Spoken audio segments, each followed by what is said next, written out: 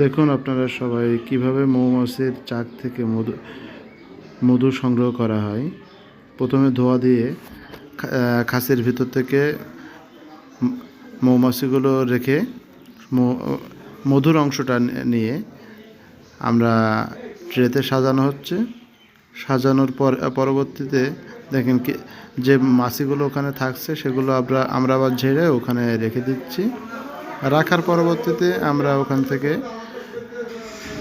শুধুমাত্র খাসিগুলো উঠিয়ে নিচ্ছি।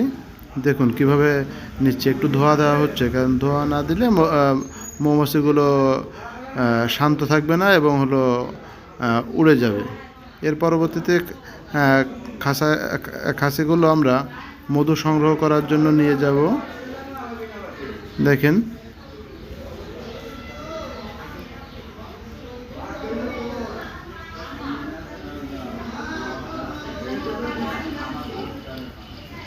মৌমাছিগুলো মারা না যায়, নষ্ট না হয়, এই জন্য আমরা খুব সাবধানতা অবলম্বন করতে হয়। এই সময় আমরা ট্রেতে সম্পূর্ণটা সাজানো হওয়ার পরে এগুলো আমরা মধু সংগ্রহের জন্য আলাদা একটা আমাদের চেম্বার আছে, ওই চেম্বারে নিয়ে যাব। কারণ চেম্বারের নেট দিয়ে ঘিরে রাখা, কারণ ওর ভিতরে মাছি গেলে মাছিগুলো মারা যাবে। এই জন্য আমরা মাছিটা বাঁচিয়ে রাখার জন্য আমরা কিছু সতর্কতা অবলম্বন করি। দেখুন আমাদের শেষের পথে ট্রেগুলো সাজানো। আমরা খুব শীঘ্রই আপনাদেরকে দেখাবো কীভাবে মধু সংগ্রহ করি আমরা।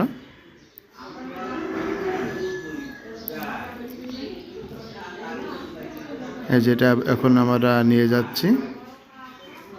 নিয়ে যাওয়ার পরে আমরা আর এখানে যারা আছে এরা নতুন করে আরেকটা থেকে নিচ্ছে, আর আমরা এই খাসিগুলো এখন যাচ্ছে এই যে নেটের ভিতরেও যে একটা মেশিন আছে, এই মেশিনের ভিতরে সাজানো হচ্ছে এখন। এই যে আমরা ট্রেগুলো পর্যায়ক্রমে সাজানো হচ্ছে।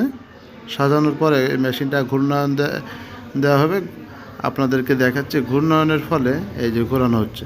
ঘোরানোর ফলে বাতাসের মাধ্যমে এই খাঁচা থেকে মধুগুলো ছিটকে এই পাত্রের ভিতরে জমা হবে নিচে। আর নিচে দেখেন সাইডে একটা যে পাইপ দিয়ে রাখা আছে, তার ভিতরে ওই পাত্রে আমরা মধু সংগ্রহ করে আমরা কালেকশন করে অন্য জায়গায় নিয়ে যেতে পারি। আমাদের মধু সংগ্রহ শেষ। এর পরবর্তীতে আমরা এই যে আবার খাঁচাগুলো ওঠানো হচ্ছে। আমরা আপনাদেরকে দেখাবো। দেখেন এখানে এখন শুধু খালি খাঁচা, এখানে কোনো মধু নাই। এই যে এভাবে সাজিয়ে আবার ওই বক্সে এগুলো রেখে দিয়ে আসা হবে। মাছিদের বসবাসের জন্য আবার নতুন করে এখানে মধু সংগ্রহ করবে। ধন্যবাদ।